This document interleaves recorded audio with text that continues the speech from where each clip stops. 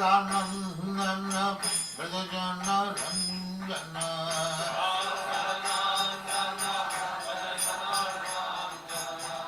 यशोदानन्दन व्रजजनरञ्जन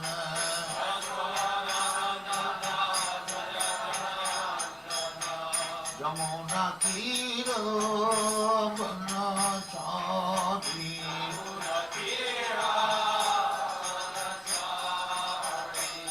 यमुनातीरवनचारी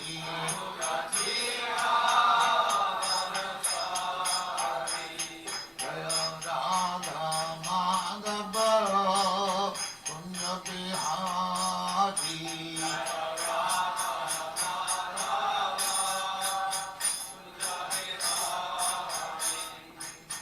गोपीजन वल्लभ गिरिवरधारी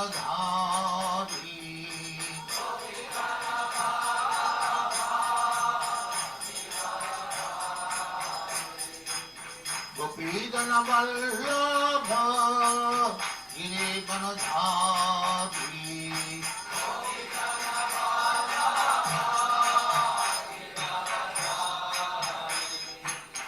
यशोदानन्दन व्रजजनरञ्जन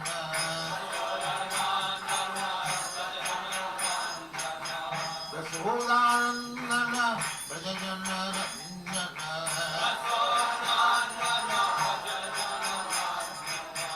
यमुनातीरवनचारी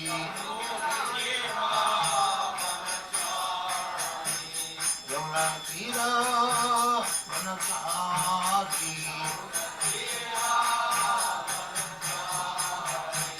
जय राधा माधव कुंज बिहारी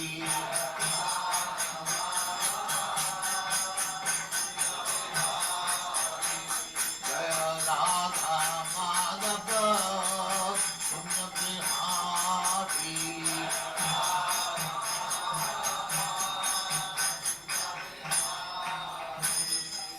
जय परमहंस परिव्राजकाचार्य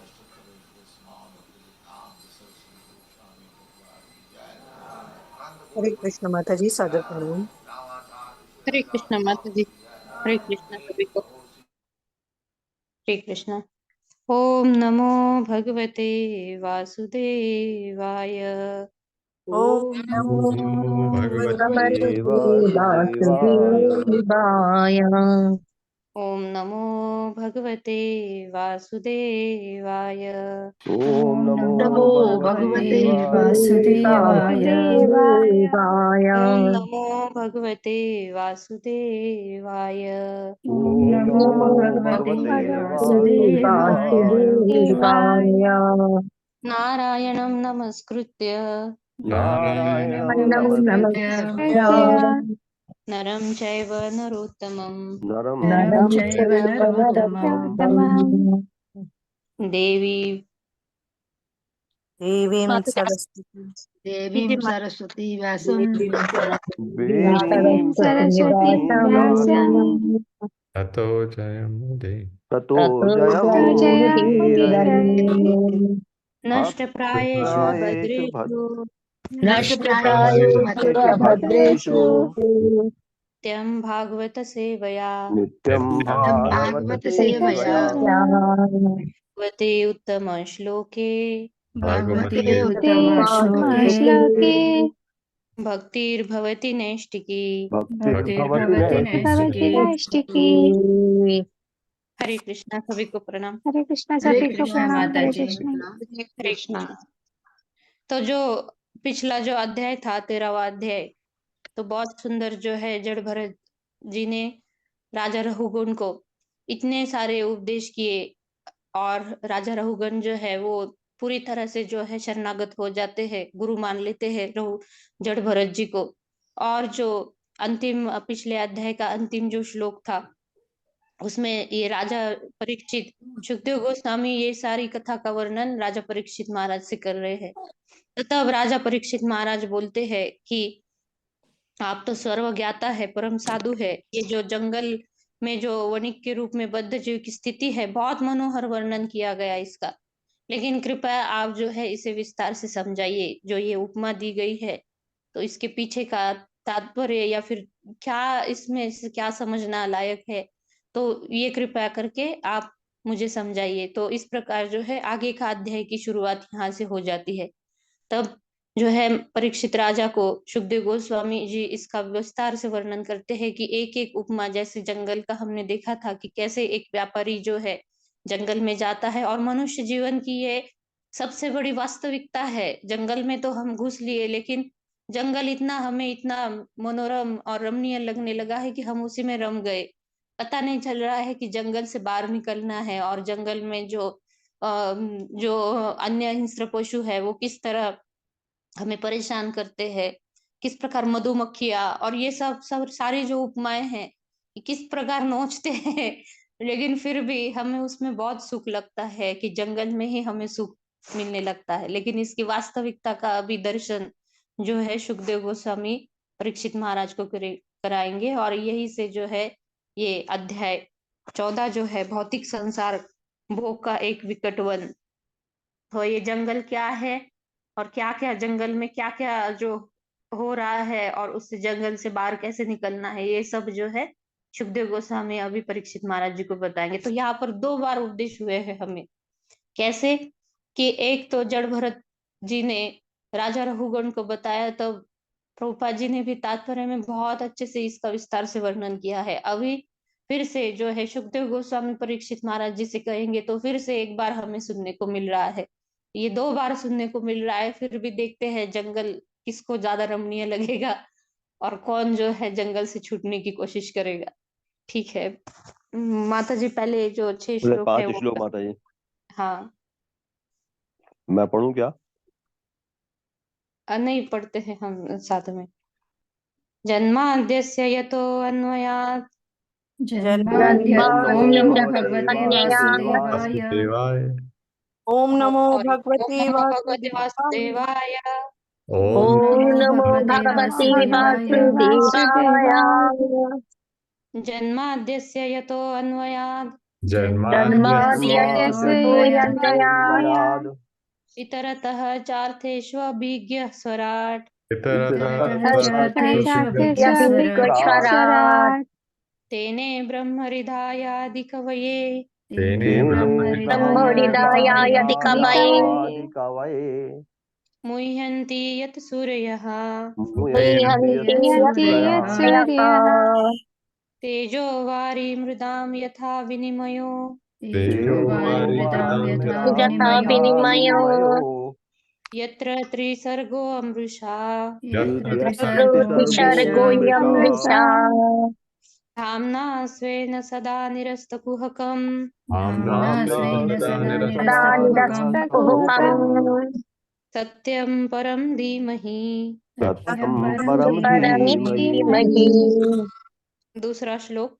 धर्म प्रोज्जित कैतवो अत्र धर्मोपैतिकर्तृत्वत्र परमो निर्मत्सराणां सताम् परमो परमो निर्मत्सराणां सताम् वेद्यं वास्तवमत्र वस्तु शिवदम् वेदं वेद्यं वास्तवमत्र वास्तवमत्र वस्तु शिवदम् तापत्रयोन्मूलनम् तापत्रयोन्मूलनम् श्रीमद्भागवते महामुनिकृते श्रीमद्भागवते श्रीमद्भागवते महामुनिकृते वा परेरीश्वरः किं किं वा वा परैरीश्वरः परैरीश्वरः सद्यो हृद्योऽवरुध्यतेऽत्र कृतिभिः सद्योऽवरुध्यते कृतिभिः शुश्रूषुभिः तत्क्षणात्।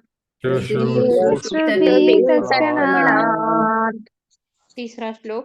निगमकल्पतरोर्गलितं फलम् निगमकल्पतरोर्गलितं गलितं फलम् सुखमुखादमृतद्रवसंयुतम् सुखमुखादमृतद्रवसंयुतम् पिबत भागवतं रसमालयम् भागवतं रसमालयम् मुहुरहो रसिका भुवि भावुकः मुहुरहो रसिका भुवि भावुकाः अभी तीसरे अध्याय का 28 श्लोक। एते चान सकला पुंसाः एते सकला पुंसाः कृष्णस्तु भगवान् स्वयं कृष्णस्तु भगवान् स्वयं इन्द्रारि व्याकुलं लोकम् व्याकुलं लोकम् मृडयन्ति युगे युगे। जयन्ति युगे युगे युगे युगे। तीसरे अध्याय का 29वां श्लोक। जन्म गुह्यं भगवतो जन्मगुह्यं भगवतो ततो य एतत् प्रयतो नरः य एतत् एतत् प्रयतो यतो नरः नरः अयं प्रातर्गृणन् भक्त्या सायं तदपतर्जिनन भक्त्या दुःखग्रामाद् विमुच्यते। ग्रामाद् दुःखग्रामदिविमुच्यते। विमुच्यते। दूसरे स्कंद से 9वें अध्याय में जो चतुश्लोकी भागवतम है उसमें से ये 33 यानी पहला श्लोक। अहम एवासम एवाग्रे अहमेवासमेवाग्रे नान्यद्यत् सत् असत् परम् नान्यत् तत्सत् परम् पश्चादहं यद् एतच्च पश्चादहमिजदेतश्च यो अवशिष्येत सोऽस्म्यहम्। योऽवशिष्यत्स्माहम्। हरे कृष्णा। हरे कृष्णा माता जी। हरे कृष्णा। कृष्ण माता जी। हर्षा माता जी ये हड़वाई हरे माता। कृष्ण। आज एक सेकंड। हरे कृष्ण संदीप प्रभु जी। हरे कृष्णा माता जी, धन्यवाद, प्रणाम। माता जी स्क्रीन को थोड़ा सा बड़ा करेंगे, नहीं तो मैं अपने जी।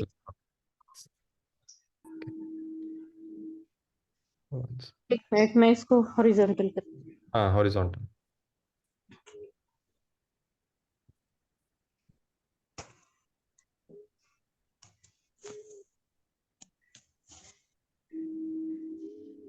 ओके,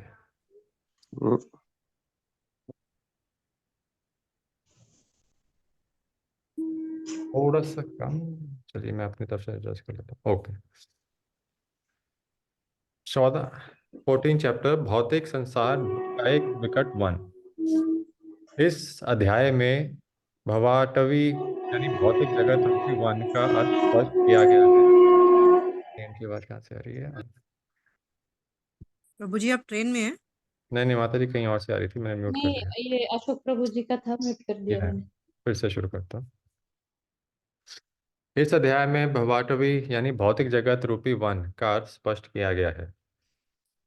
कभी कभी वणिकजन अनेक दुर्लभ वस्तुओं का संग्रहण करने और उन्हें लाभ सहित नगर में बेचने के लिए वन में प्रवेश करते हैं, किंतु वन मार्ग सदैव ही संकटों से घिरे रहते हैं।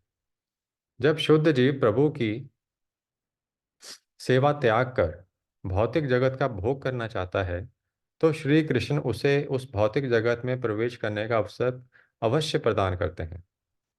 प्रेम विवर्तक में कहा गया है, कृष्ण बहिर्मुख है या भोग वांछा करे। इसी कारण शुद्ध जीवात्मा भौतिक जगत में गिर जाता है। प्रकृति के तीनों गुणों के प्रभाव में आकर जीवात्मा विभिन्न योनियों में देह धारण करता है। कभी वह स्वर्ग लोक में देवता बनता है तो कभी मृत्यु लोक में नगण्य प्राणी का रूप धारण करता है। इस संबंध में श्री नरोत्तम दास ठाकुर कहते हैं, नाना योनि सदा फिरे। जीवात्मा अनेक योनियों में भ्रमण करता है, कदरे भक्षण करे, उसे घृणित वस्तुएं खानी और भोगनी पड़ती हैं। तारे जन्म अंध पाए या इस प्रकार उसका सारा जीवन नष्ट हो जाता है। सर्वदयामय वैष्णव की शरण के बिना बद्ध जीव माया के चंगुल से नहीं छूट पाता। जैसा कि भगवत गीता में कहा गया है, मनः षष्ठानि इंद्रियाणि प्रकृतिस्थानि कर्षति। जीवात्मा अपने मन तथा पंच ज्ञान इंद्रियों द्वारा भौतिक जीवन प्रारंभ करता है और इन्हीं के बल पर वह अपने अस्तित्व के लिए इस भौतिक जगत में संघर्ष करता है। इन इंद्रियों की तुलना वन में रहने वाले धूर्तों तथा ठगों से की गई है। वे मनुष्य की आँख का आत्मज्ञान हर कर उसे अज्ञानता के जाल में डाल देते हैं। इस तरह इंद्रियां धूर्तों तथा ठगों के तुल्य हैं जो उसके आत्मज्ञान को लूट लेते हैं और इनके अतिरिक्त सारे कुटुंबी पत्नी तथा संतानें वन के खूंखार पशुओं के तुल्य हैं। इन भयानक पशुओं का काम है मनुष्यों को मांस भक्षण करना। जीवात्मा श्रृंगालियों तथा लोमड़ियों यानी पत्नी तथा संतान स्वरूप को अपने ऊपर आक्रमण करने देता है और इस प्रकार उसका वास्तविक आध्यात्मिक जीवन समाप्त हो जाता है। भौतिक जीवन रूपी वन में प्रत्येक प्राणी मच्छरों की भांति विदेशी है और मूषक तो निरंतर उत्पात ही मचाते हैं। इस भौतिक जगत में प्रत्येक प्राणी अनेक अप्रिय परिस्थितियों में जा पहुंचता है और ईर्ष्यालु व्यक्तियों तथा उत्पाती पशुओं से घिरा रहता है। फलस्वरूप जीवात्मा इनसे सतत लूटा जाता है और अन्य जीवात्मा द्वारा दंशित होता रहता है। इतने व्यवधानों के बाद भी वह गृहस्थ आश्रम को नहीं छोड़ना चाहता और भविष्य में सुखी रहने का प्रयास से सकाम कर्म करता है। इस प्रकार वह कर्म फलों के अधिकाधिक फंस जाता है और कुकृत्य करने के लिए बाध्य हो जाता है। उसके प्रत्यक्ष साक्षी होते हैं दिन में सूर्य तथा रात्रि में चंद्रमा। देवतागण भी देखते रहते हैं, किंतु बद्धजीव सोचता है कि इंद्र तृप्ति के उसके सारे प्रयासों को कोई नहीं देख रहा। अतः जब वह पकड़ा जाता है तो कुछ काल के लिए वह सब कुछ परित्याग कर देता है, किंतु देह से अत्यधिक आसक्ति रहने के कारण सिद्धि प्राप्त करने के पूर्व ही उसका यह त्याग समाप्त हो जाता है। इस भौतिक जगत में अनेक ईर्ष्यालु व्यक्ति हैं। कर लगाने वाले शासन की तुलना उल्लूक से की जा सकती है। अप्रिय झंकार करते अदृश्य झिंगुर भी विद्यमान है। ये तब प्रकृति के दूत बनकर बद्ध जीव को सताते हैं, किंतु उसकी बुद्धि कुसंग के कारण भ्रष्ट हो जाती है। भौतिक अस्तित्व की बाधाओं से मुक्ति पाने के प्रयास में बद्ध जीव नामधारी योगियों, साधुओं तथा अवतारियों के चंगुल में पड़ जाता है, जो जादू दिखा सकते हैं, किंतु भक्ति को नहीं समझा पाते। कभी कभी बद्ध जीव अपना सारा धन खो देने के कारण अपने कुटुंब बीजों में रुष्ट हो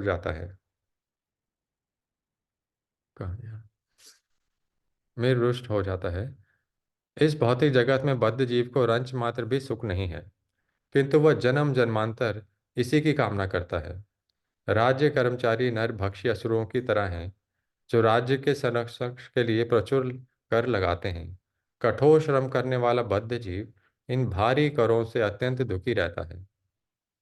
सकाम कर्मों का मार्ग दुर्लभ पर्वतों की ओर ले जाता है। बद्ध जीव कभी कभी इन पर्वतों को लांघना तो चाहता है, किंतु वह कभी सफल नहीं हो पाता। फलतः वह अधिक संततः एवं निराश हो उठता है। भौतिक रूप से तथा आर्थिक रूप से संस्तृत होकर बद्ध जीव वृथा ही अपने परिवार को प्रताड़ित करता रहता है। भौतिक दृष्टि से चार प्रमुख आवश्यकताएं होती हैं, जिनमें से नींद की तुलना अजगर से की गई है। नींद आने पर बद्धजीव अपने मूल अस्तित्व को पूरी तरह भूल जाता है और भौतिक जीवन की यातनाओं का अनुभव नहीं कर पाता। कभी कभी धन की आवश्यकता होने पर बद्धजीव चोरी और ठगी करता है, भले ही वह आध्यात्मिक उन्नति के लिए ऊपर ऊपर भक्तों की संगति क्यों ना करे। उसका एकमात्र व्यापार माया के चंगुल से छूटना होना चाहिए, किंतु सही निर्देश के अभाव में वह भौतिक कार्यों में अधिकाधिक उलझता जाता है। यह भौतिक जगत मात्र उलझन है और सुख दुख राग द्वेष शत्रुता जैसी यातनाओं से बना हुआ है। तात्पर्य यह है कि यह जगत यातना एवं दुख से परिपूर्ण है। जब व्यक्ति पत्नी में आसक्ति और कामाचार में लिप्त रहने के कारण ज्ञान खो देता है, तो उसकी समग्र चेतना दूषित हो जाती है। वह केवल स्त्री संग की बातें सोचता रहता है। काल तो सर्प के समान प्रत्येक प्राणी का प्राण लेता है, चाहे वह ब्रह्मा हो या एक नन्ही चींटी। कभी कभी बद्ध जीव काल से बचना चाहता है तो वह किसी नकली मुक्तिदाता की शरण लेता है, जो दुर्वैष्णव स्वयं की रक्षा नहीं कर सकता, तो फिर वह दूसरों की रक्षा कैसे कर सकता है। ऐसे नकली मुक्तिदाता योग्य ब्राह्मणों तथा वैदिक साधनों से प्राप्त प्रामाणिक ज्ञान की परवाह नहीं करते। वे व्यभिचार में लिप्त रहते हैं और विधवाओं तथा विद्वान तक को संभोग करने की छूट देने की संस्कृति करते हैं। इस प्रकार से वे वन के वानरों के तुल्य हैं। श्री सुखदेव गोस्वामी महाराज परीक्षित महाराज को विस्तार पूर्वक भौतिक वन यानी भवाटवी तथा इसके दुर्गम पथ के विषय में समझाते हैं। हरे कृष्ण माता जी। धन्यवाद। हरे कृष्ण माता जी, 3-4 डिवोटीज का मैसेज आया है कि उनकी स्क्रीन विजिबल नहीं हो रही है। को-होस्ट को दिख रही है, बाकी सबको नहीं दिख रही है।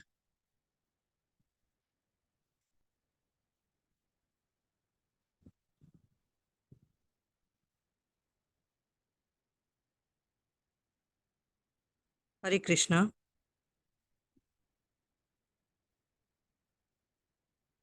मेरी आवाज आ रही है? हाँ रे माता जी। हरे।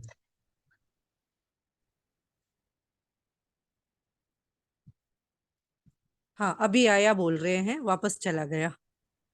1 मिनट, अभी स्क्रीन शेयर करती हूँ मैं फिर से। जी, उसमें सेटिंग ऑफ दिख रही थी मुझे। ओके। हाँ, शेयर स्क्रीन की सेटिंग ऑफ दिख रही। ठीक है, अभी दिख रही है ना स्क्रीन? कृपया बताएं, दिख रही है माता जी? हाँ, हाँ आ रही हाँ है। नहीं, सॉरी। कोहोस्ट नहीं, बाकियों को पूछ रहे हैं। कोहोस्ट को तो पहले भी दिख रही थी शायद।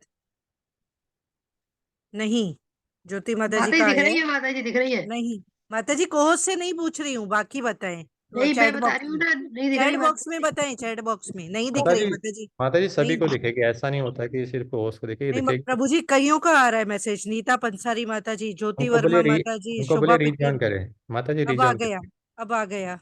नहीं दिखती, पता नहीं क्या हो रहा है।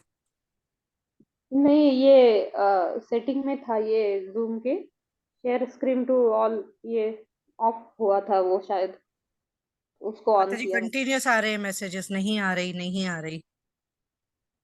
अभी तो आनी चाहिए ना, अभी तो मैंने सेटिंग में भी वो ये कर दिया है, शेयर स्क्रीन टू माता ऑल। जी, सुमन कुलर माता जी का आया है, नहीं दिख रही। माता जी दिख रही है, माता जी स्क्रीन तो दिख रही है। माता जी, मैं कोहोस्ट से नहीं पूछ रही हूँ, आप कोहोस्ट हैं। मैं तो नहीं हूँ होस्ट माता जी। आए है। और ऐसे व्यापारी जो है, तो इन व्यापारियों को क्या क्या कष्ट भोगने पड़ रहे हैं इस जंगल में। झिंगुर है, और फिर जो उल्लू है, उल्लूक, और फिर बीच में जो मच्छर है, या फिर जो कीड़े हैं वो जो उनको जो काट रहे हैं, और फिर वानर जो सबसे अंतिम पैराग्राफ में हमने देखा कि प्रभुपाद जी कह रहे हैं कि वानर ऐसा पर्वत जो है, वो पर्वत लांघने की कोशिश कोई करता है, लेकिन ये व्यापारी जो है वो असफल हो जाता है।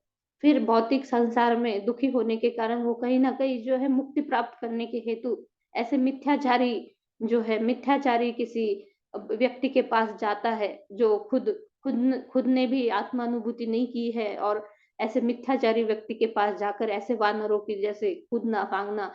तो इस प्रकार जो है प्रभुपाद जी बोल रहे हैं कि ये वानरों की भांति है।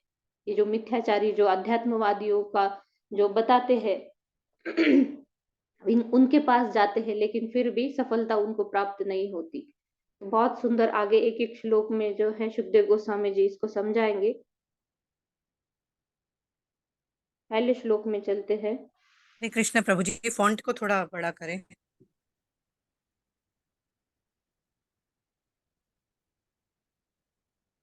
अत्रेय माता जी, आप पढ़वाएंगे इस श्लोक को? हरे कृष्ण माता जी। जी माता जी, पढ़वाइए। शाहुवाच उवाच श एषा देहात्मं मानिनं स एष देहात्मानिनां तत्त्वादिगुणविशेषविकल्पिता सत्त्वादिगुणविशेषविकल्पितः कुशला कुशलक्षमबहार कुशलसमबहार विनिर्मित विनिर्मित विविध विविध देहावलिरिभु देहावलिभिः वियोगो संयोगात् वियोगसंयोगात् यनादि संसारानुभवस्य अनादिसंसारानुभवस्य दारभूतेन द्वारभूतेन षडिन्द्रियवर्गेण षडेन्द्रियवर्गेण तस्मिन् दुर्गाभवत् तस्मिन् दुर्गाभवन् सुगमे असुगमे अध्वनि अध्वनि आपतितः ईश्वरस्य ईश्वरस्य भगवतो भगवतः विष्णुर्वशवर्तिना विष्णोर्वर्तिन्या माया जीवलो मायया जीवलोकः मायाया जीवलोकोऽयम् मायया जीवलोकोऽयम् यथा वनिकोष्ठार्थो अर्थपरः यथा वणिकसार्थपरः छेदः निष्पादितो कर्मानुभवः स्वेह निष्पादितकर्मानुभवः श्मशान वदशीवित्तमायाम् शमनवशिवतमायया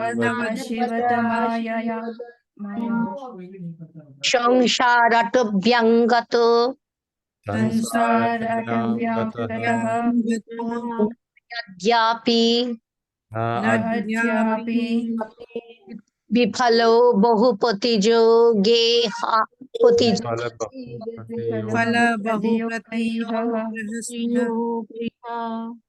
तत्तापोयुपशमनीम्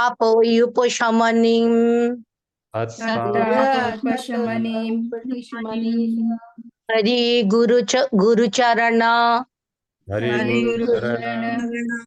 अरविंद मधुकर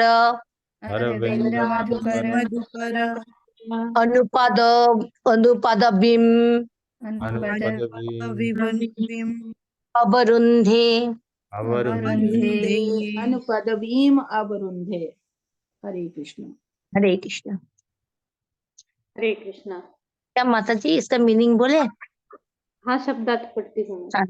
शरदचित्त भक्त श्री ध्रुव गोस्वामी ने हा निस्संदेह उवाच कहा स उह बद्धात्मा एष यह देह आत्मा मानी नाम अज्ञानवश देह को आत्मा मानने वाले व्यक्तियों का सत्व आदि सत्व रज तथा तम के गुणों के द्वारा विशेष विशेष विकल्पित अज्ञानवश कल्पित कुशल कभी कभी अनुकूल कर्म द्वारा अकुशल कभी कभी प्रतिकूल कर्म के द्वारा संबहार दोनों के मिश्रण द्वारा संबहार से विनिर्मित प्राप्त विविध नाना प्रकार के देहों अवलंबी देहों की श्रृंखला के द्वारा वियोग संयोग आदि एक प्रकार के देहों का त्याग वियोग तथा अन्य को स्वीकृति संयोग द्वारा अनादि संसार अनुभवस्य देहांतर की अनादि प्रक्रिया की प्रतीति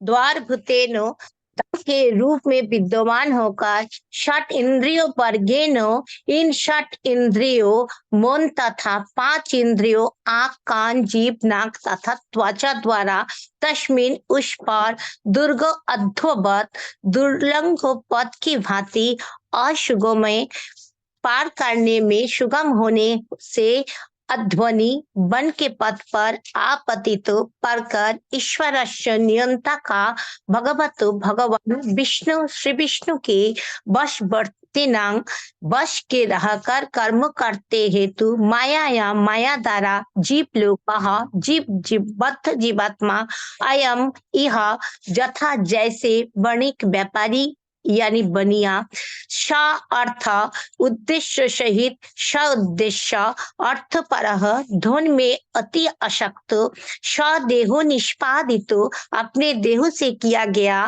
कर्म कार्यों के फल अनुभव जो अनुभव करता है शमशानवत अशीवतमायाम अशुभ शमशान भूमि के सदृश संसार अटभ्याम भौतिक जीवन के वन में गतः प्रवेश करने पर नहीं अद्यपि अब तक विफल असफल बहु प्रतिजोग अनेक विघ्नों तथा दुखों से पूर्ण यह इस भौतिक जगत में जिसके कार्य ताप उपशमनी भौतिक जीवन रूपी वन के दुखों को शांत करने वाला हरि गुरु चरण अरविंद प्रभु तथा भक्त के चरणारविंद में मधुकर अनुपद्य में भ्रमर सदृश अनुरक्त भक्त के अनुगमन का पद अवरुंधे प्राप्त।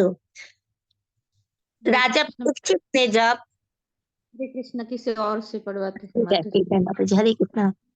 मैं पढ़ती हूँ, मेरे साथ ये पढ़िए। राजा परीक्षित ने जब सुखदेव गोस्वामी से भौतिक वन का अर्थ स्पष्ट करने के लिए कहा, उन्होंने इस प्रकार उत्तर दिया।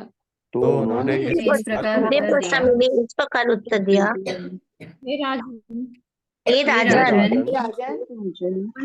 वणिक की रुचि सदैव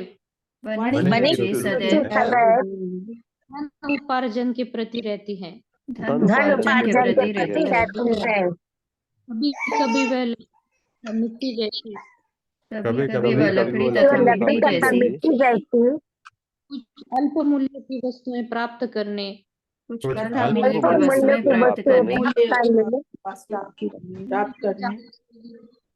और उन्हें ले जाकर नगर में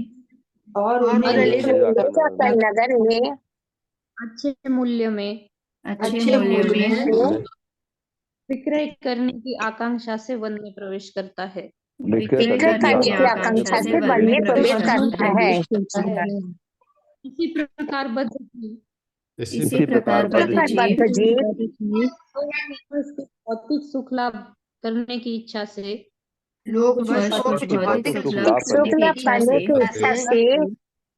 भौतिक जगत में प्रवेश करता है।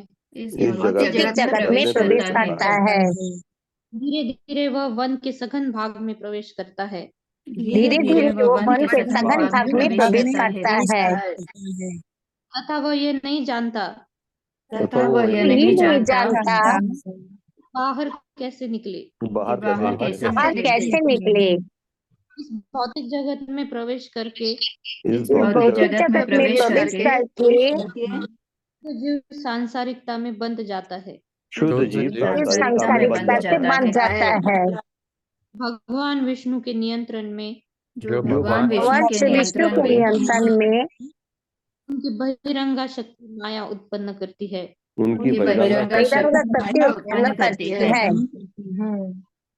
जीवात्मा बहिरंगा शक्ति देवी माया के वशीभूत हो जाता है। हो जाता है। स्वतंत्र होने तथा वन में भटकने के कारण भगवान की सेवा में सदैव रहने वाले भक्तों का संग प्राप्त नहीं कर पाता।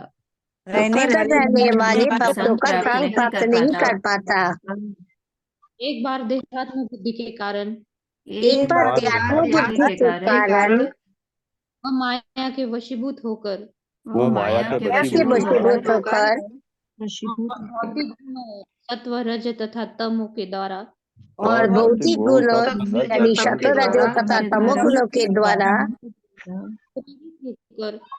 प्रेरित होकर एक के पश्चात एक अनेक प्रकार के शरीर धारण करता है।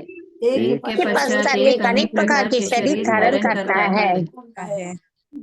बद्ध जीव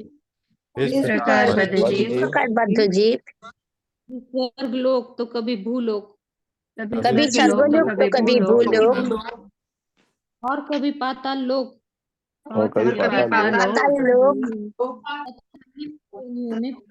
तथा निम्न योनियों में प्रवेश करता है।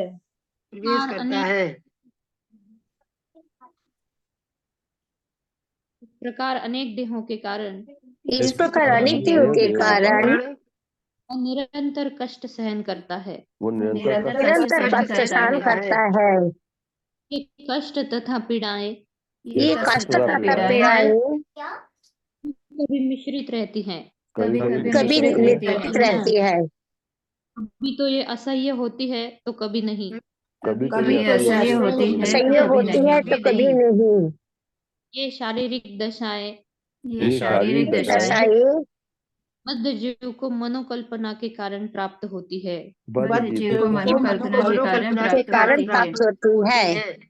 वह अपने मन तथा पंचेंद्रियों का वह वे अपने अपने मन तथा पंचेंद्रियों का उपयोग उपयोग ज्ञान प्राप्ति के लिए करता है ज्ञान प्राप्ति के लिए करता करता है है और इन्हीं से विभिन्न देह और उन्हीं से विभिन्न देह तथा विभिन्न दशाएं प्राप्त होती है। और विभिन्न दशाएं प्राप्त होती है।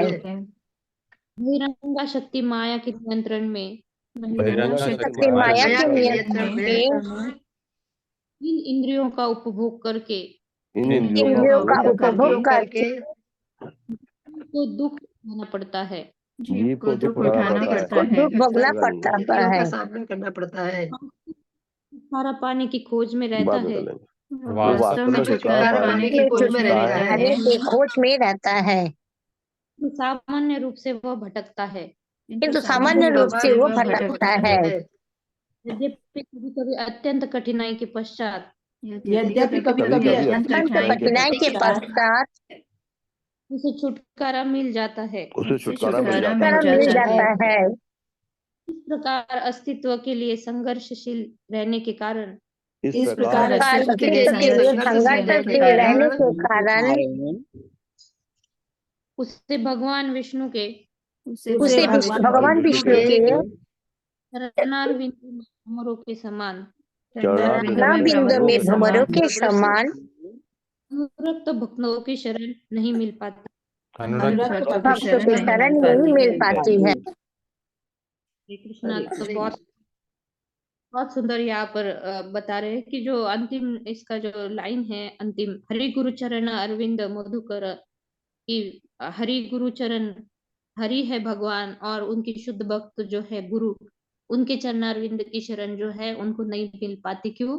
क्योंकि मन और जो पंचेंद्रिया है उनके कारण, भौतिक गुणों में बंधे जाने के कारण सतोगुण, रजोगुण और तमोगुण, उसी में जो है वो सुख ढूंढने की कोशिश करता है और इस जो गुणों में बंधे होने के कारण वो क्या करता है कि वो बद्ध हो जाता है और इस कारण जो है वो हरि गुरु चरण अरविंदों की वो शरण ग्रहण नहीं कर पाता।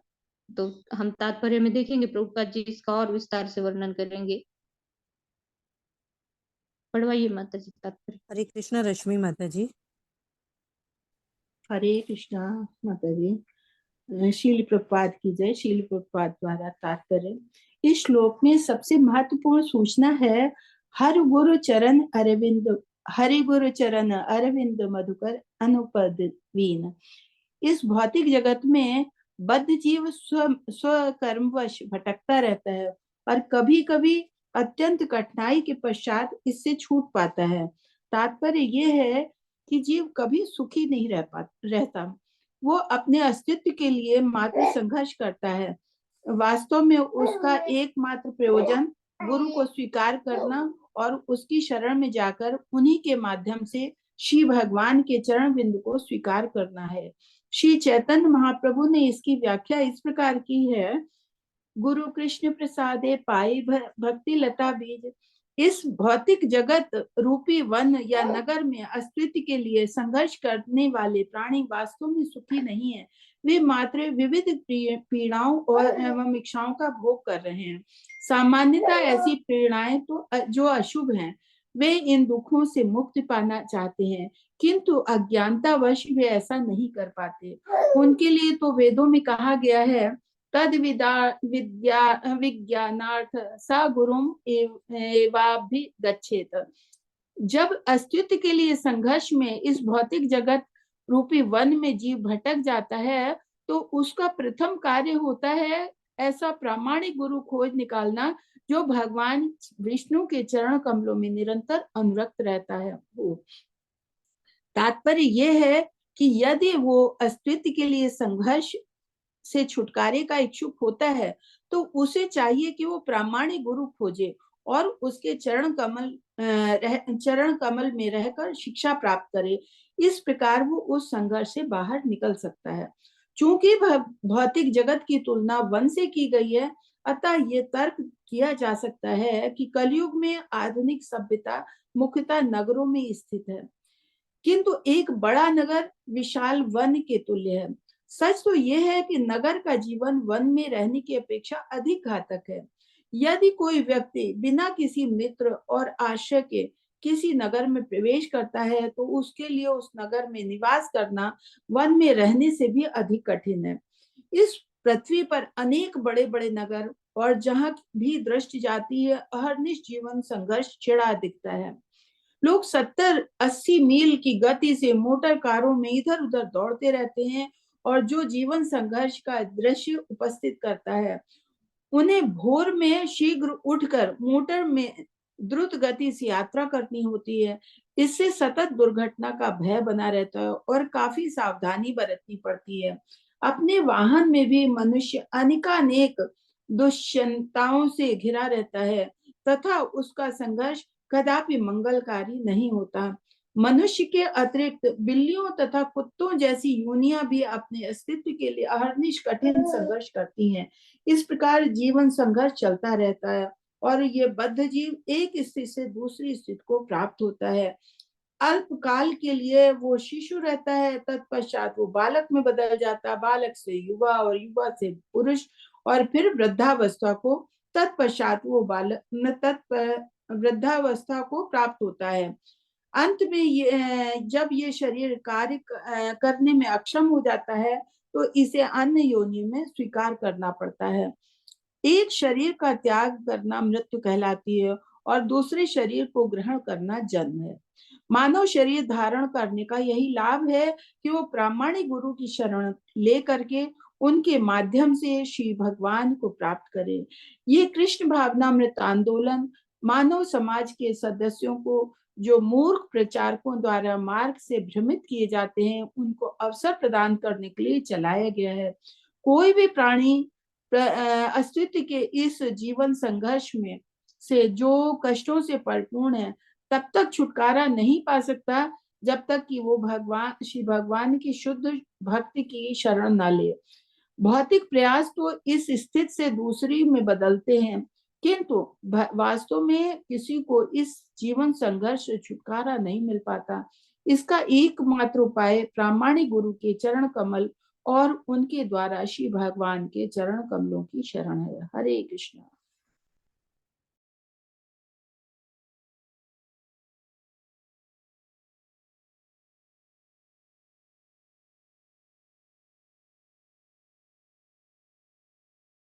हरे कृष्णा, क्या हो गया? कृष्णा माता जी आप म्यूट हैं।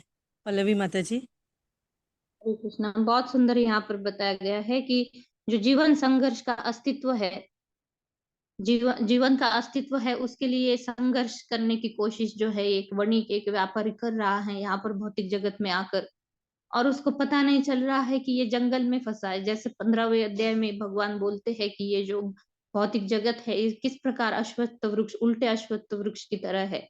लेकिन लोग क्या करते हैं, इसमें सकाम कर्मों के फल भोगने के कारण जो है एक डाली से दूसरी डाली, दूसरी डाली से तीसरी डाली घूमते रहते हैं। लेकिन उसमें से कुछ ही जो दुर्लभ जीव जो है, ब्रह्मांड भ्रमित कौन भाग्यवान जीव, गुरु कृष्ण प्रसादे पाए भक्ति लता बीज। गुरु कृष्ण की कृपा से गुरु की शरण में जाकर जो है वो भक्ति लता बीज को प्राप्त कर लेते हैं। लेकिन अन्य व्यक्ति जो है इसी जीवन संघर्ष के पीछे वो सुख और दुख इसका अनुभव करते हैं बार बार। जैसे जो ये अवस्थाएं है शरीर की बाल्यावस्था, फिर जन्म लेता है बाल्यावस्था, और फिर कुछ मतलब वो कुछ समय तक वो बढ़ता है, फिर कुछ उत्पत्ति करता है, फिर वृद्धावस्था आ जाती है और तत्पश्चात मृत्यु के बाद फिर से जन्म, जो हमने भगवत गीता के दूसरे अध्याय में हम पढ़ते हैं। तो किस प्रकार जो है ये निरंतर देह परिवर्तन करता रहता है। ये सिर्फ अपना अस्तित्व जो है उसकी गलत पहचान देहात्म बुद्धि के कारण। लेकिन खुद जो अगर सही अस्तित्व, अगर खुद की पहचान करनी है अस्तित्व की, तो गुरु और कृष्ण की शरण लेनी बहुत जरूरी है।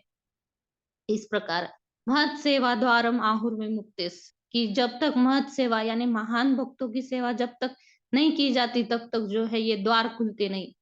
तो इस प्रकार जो है यहाँ पर प्रभुपाद जी बहुत सुंदर बता रहे हैं। और ऐसे एक जो ये वन है, ये जो जंगल है, तो प्रभुपाद जी जो अभी की जो परिस्थिति है उससे इसकी तुलना कर रहे हैं कि सबसे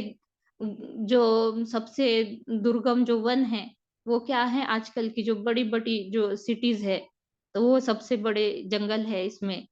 कि जंगल में कोई तो एक भाग रहता है ना कि बहुत ही वहां से बाहर निकल ही नहीं सकते। तो ऐसे बड़े जंगल में ऐसे कुछ छोटी छोटी जगह है ये, कि ये जैसे गांव की लाइफ जो है, देखिए गांव का जीवन आज भी कितने वो सुखी सुखी जीवन बिताते हैं। भले ही उनके पास धन ना हो, भले ही उनके पास कोई सुविधाएं ना हो, लेकिन फिर भी वहां पर जो है मानवता, जो दया करुणा जो है अभी भी वहां पर अभी भी दिखती है। लेकिन सिटी जो है, सिटी में जो हम रहते हैं तो हमें देखने को मिलता है कि कैसे बड़े बड़े इमारतों का जंगल यहाँ पर खड़ा है। और एक गली से दूसरे गली में जैसे प्रभुपाद जी बता रहे हैं कि 70-80 के स्पीड से सुबह से ही संघर्ष शुरू हो जाता है। सुबह उठते नहीं कि ऑफिस जाना, ये वो 70-80 के स्पीड से जो है गाड़ी चलानी पड़ती है, और उसके कारण बहुत सारी दुर्घटनाएं होती है। लेकिन फिर भी जो है हम इस जंगल में ही सुखी है, उसी को हम सुख मान रहे हैं। बहुत सुंदर यहाँ पर प्रभुपाद जी बता रहे हैं। ठीक है, आगे बढ़ेंगे दूसरे श्लोक में। यस्याम उहवा एते जश्यामुहबायिते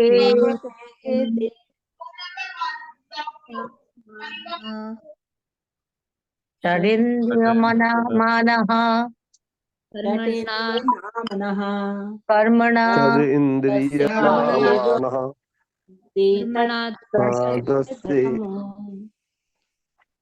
मतलब आवाज कट गया अभी नहीं आ रहा है आवाज। माता जी किसी से पढ़वाइए ये। अपनी माता जी। हरे कृष्णा। अरे अपनी माता जी पढ़। यस्याम उहबायिते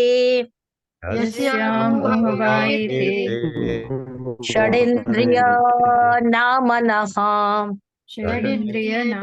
तदिन्द्रियनामनः कर्मणा दशव एव ते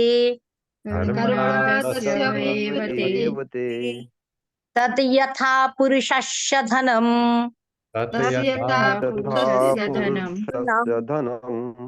यत् किंचित् धर्मो औपयिकम्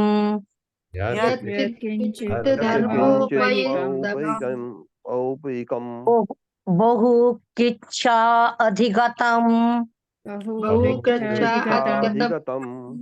साक्षात् परम पुरुष आराधन लक्षणो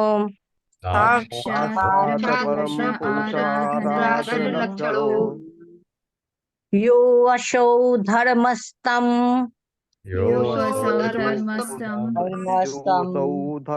तु संपराय उदाहरन्ति तद्धर्मं धनं दर्शन स्पर्शन श्रवणास्वादन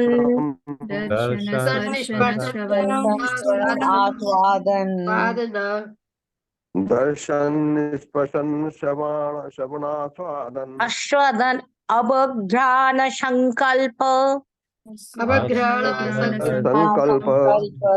व्यवसाय गृह ग्राम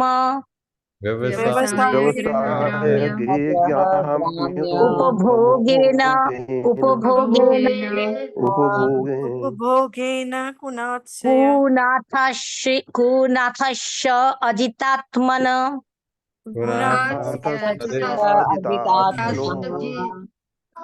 यथाशार्थस्य विलुम्पन्ति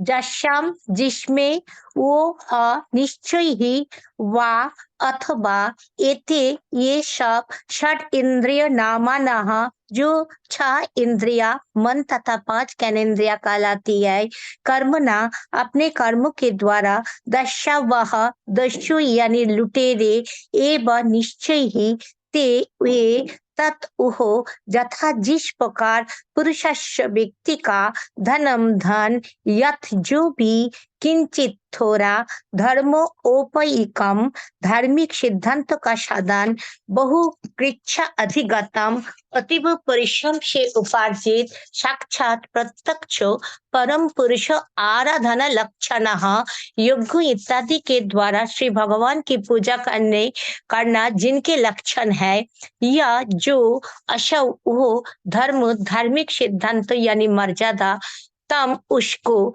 तू किंतु संपराय मृत्यु के पश्चात जीवात्मा के लाभार्थ उदाहरणती बुद्धिमान घोषित करते हैं तद धर्मस्य धार्मिक वर्णाश्रम धर्म के पालन से संबंधित धनम धन दर्शन दर्शन द्वारा स्पर्शन स्पर्श द्वारा श्रवण श्रवण द्वारा आस्वादन साध के द्वारा अवघ्राण सुनकर संकल्प निश्चय द्वारा व्यवसाय निष्कर्ष रूप में गृह घर में ग्राम्य उपभोगे न भौतिक उपभोग द्वारा कुनाथस्य भ्रमित बद्ध जीवात्मा का अदित आत्मान जिससे अपने पर विजय प्राप्त नहीं की जथा जैसे सार्थस्य इंद्रियों की तृप्ति में रुचि रखने वाले जीवात्मा का विलुम्पंती लूट लेते हैं। हरे कृष्ण। हरे कृष्णा। आवाज आ रही है अभी माता जी? हाँ रे माता जी। आई। ठीक है, शब्दार्थ ये अनुवाद पढ़ते हैं। संसार रूपी वन में संसार रूपी वन में अनियंत्रित इंद्रियां अनियंत्रित इंद्रियां दस्युओं के समान है। बद्ध जीव श्री कृष्ण भावनामृत के विकास के लिए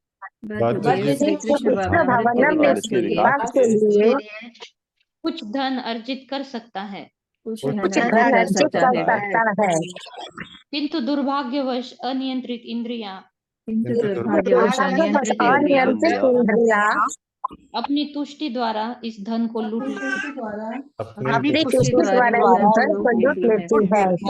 लेती हैं। इंद्रियां दस्यु है दस्यु है क्योंकि वे जीव को दर्शन घ्राण आस्वाद स्पर्श श्रवण संकल्प विकल्प तथा कामना में अपना धन व्यर्थ व्यय करने के लिए बाध्य करती है। इस प्रकार बद्ध जीव अपनी इंद्रियों को तुष्ट करने के लिए बाध्य हो जाता है,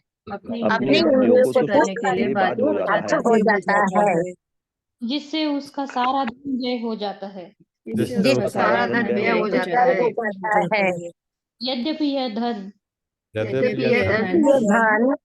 यथार्थ धार्मिक कृत्यों के संपादन हेतु अर्जित होता है,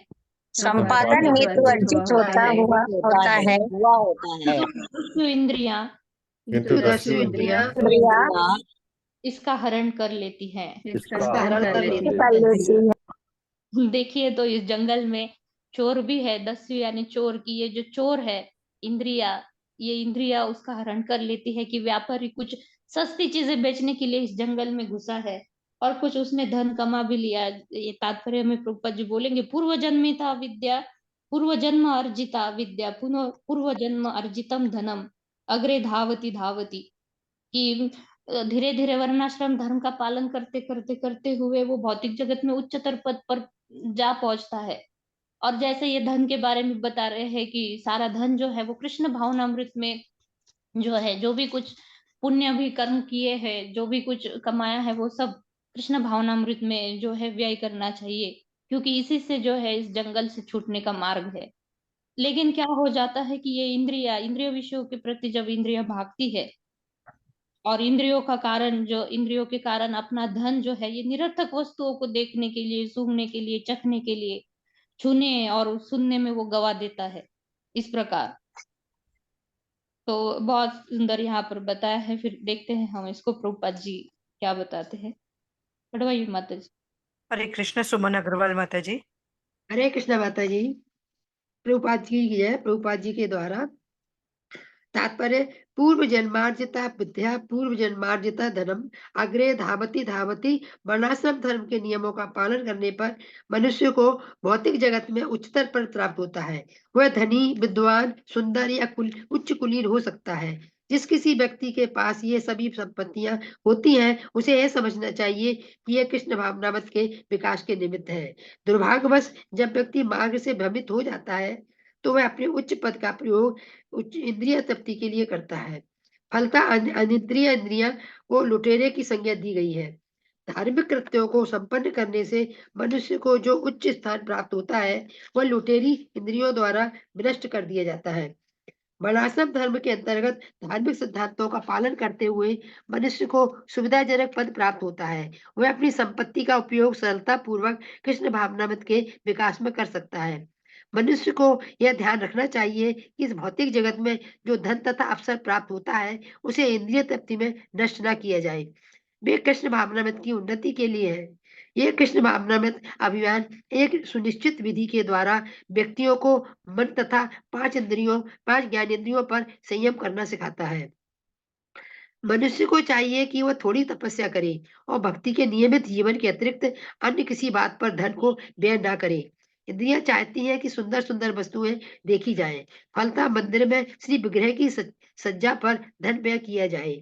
इसी प्रकार जिह्वा केवल अच्छे भोजन का आस्वाद करना चाहता है, जो खरीद कर जिसे श्री मूर्ति को समर्पित किया गया हो। नाक का उपयोग श्री विग्रह को समर्पित पुष्पों को सूंघने में तथा कानों का उपयोग हरे कृष्ण मंत्र का कीर्तन सुनने में किया जा सकता है। इस विधि से इंद्रियों का नियमन एवं सदुपयोग कृष्ण भावना के विकास में किया जा सकता है। इस प्रकार अपने उत्तम पद को भौतिक संसारिक इंद्रिय तृप्ति यथा अवैध यौन संबंध, मांस भक्षण, मादक द्रव्यों के सेवन तथा जुआ के लिए विनष्ट नहीं होने दिया जाना चाहिए। इस भौतिक जगत में मनुष्य को मोटर कार चलाकर रात्रि क्लबों में समय नष्ट कर या अल्पाहार गृहों में घृणित भोजन का उपयोग स्वाद लेकर अपने वैभवशाली पद को खो देता है। इस प्रकार लुटेरी इंद्रियां बद्ध जीव द्वारा अत्यंत परिश्रम से संचित संपत्ति को लूट लेती हैं। हरे कृष्णा माता जी, सादर प्रणाम। हरे कृष्णा। तो यहाँ पर भी बहुत सुंदर बताया है कि मन के बारे में तो जो है मन के बारे में जड़ भरत जी रघुगण को बहुत जो है 7-8 श्लोक ऐसे आते हैं पिछले अध्याय में कि मन को कैसे नियंत्रित करना है। मन ही है जो शत्रु और मित्र है, दोनों का जो है रोल निभा सकता है। मन एक तो शत्रु, अगर हम मन की सुनेंगे तो वो हमारे लिए शत्रु है, लेकिन मन को अगर हम कृष्ण भावनामृत में लगाए तो वही जो है वो हमारा मित्र बन सकता है। और जैसे यहाँ पर 2 उदाहरण हम देख सकते हैं कि एक तो अजामिल का है कि पूर्व जन्म अर्जित, जो यहाँ पर प्रभुपाद जी बोल रहे पूर्व जन्म अर्जिता विद्या पूर्व जन्म अर्जितम धनम, कि पूर्व जन्म के पुण्य कर्म के कारण जो भी भक्ति में किए हुए पुण्य कर्म है उसके कारण एक व्यक्ति को जो है एक ब्राह्मण कुल में या फिर जो वैष्णव कुल में जन्म मिलता है, या फिर बहुत धनाढ्य व्यक्ति के घर में उसको जन्म मिलता है, क्योंकि वो जो है अपना आगे का जीवन जो है वो भक्ति में लगा सके। लेकिन अगर हमारी इंद्रिया भटक जाए, मन अगर इंद्रियों विषयों के तरफ जो है आकर्षित हो जाए, तो किस प्रकार अजामिल जो था, अजामिल को बहुत अच्छे से उसकी जो व्यवहार था बहुत अच्छा था उसका, लेकिन फिर इंद्रिया भटकने के कारण जो है उसका पतन हो गया। और एक दूसरी तरफ जो है अमरीश महाराज जी का हम उदाहरण देखें कि सवई मन कृष्ण पदार विंदयो पचांसी वैकुंठ गुणानुवर्तने, कि सारी इंद्रिया जो है मन को भगवान की सेवा में लगा दिया। सवई कृष्ण मन पदार विंदयो, मन जो है भगवान के पदार विंदयो में चरण कमलों में लगा दिए। वाचा जो है भगवान के गुणगान गाने के लिए, पैर जो है भगवान के मंदिर में जाने के लिए, हाथ भगवान के मंदिर मार्जन करने के लिए, कान जो है भगवान की नाम गुण रूप लीला इसको सुनने के लिए। इस प्रकार जो है सारी इंद्रियों को जो है अमरीश महाराज जी ने लगा दिया। तो इस प्रकार ये लुटेरे कौन है और किस प्रकार ये लूट लेते हैं? पूर्व जन्म अर्जित जो विद्या है या धन है या फिर पुण्य कर्म है, इसको इंद्रिया अगर वश में नहीं है तो किस प्रकार जो है वो लूट लेती है। तो इस कारण जो है मन को प्रभुपाद जी बोल रहे हैं कि कृष्ण भावनामृत आंदोलन जो खड़ा हुआ है, ये हमें ये अभ्यास कराता है कि किस प्रकार मन और इंद्रिया को जो है हम संयमित कर सकते हैं और किस प्रकार जो है भगवान की सेवा में लगाने के कारण जो है हम इंद्रियों के वश में ना होकर जो है इनके ऊपर हम नियंत्रण प्राप्त करके इनको हम गुणवत्ता, इसकी जो गुणवत्ता है उसको गुणवत्ता को सुधार सकते हैं। ठीक है, यहीं पर रुकेंगे हम, समय हो गया है। ओम अज्ञानतिमिरान्धस्य ज्ञानाञ्जनशलाकया चक्षुरुन्मीलितं येन तस्मै श्रीगुरुवे नमः। नमो विष्णुपादाय कृष्णप्रेष्ठाय भूतले श्रीमते भक्तिवेदान्त स्वामिनीति नामिने। नमस्ते सरस्वते देवे गौरवाणी प्रचारिणे निर्विशेष शून्यवादी पाश्चात्य देशतारिणे वाञ्छाकल्पतरुभ्यश्च कृपा सिन्धुभ्येव च पतितानां पावनेभ्यो वैष्णवेभ्यो नमो नमः। जय श्री कृष्ण चैतन्य प्रभु नित्यानंद श्री अद्वैत गदाधर श्रीवासादि गौर भक्त वृंद। हरे कृष्णा कृष्णा कृष्णा हरे हरे, हरे राम राम राम हरे हरे। हरे कृष्णा। धन्यवाद।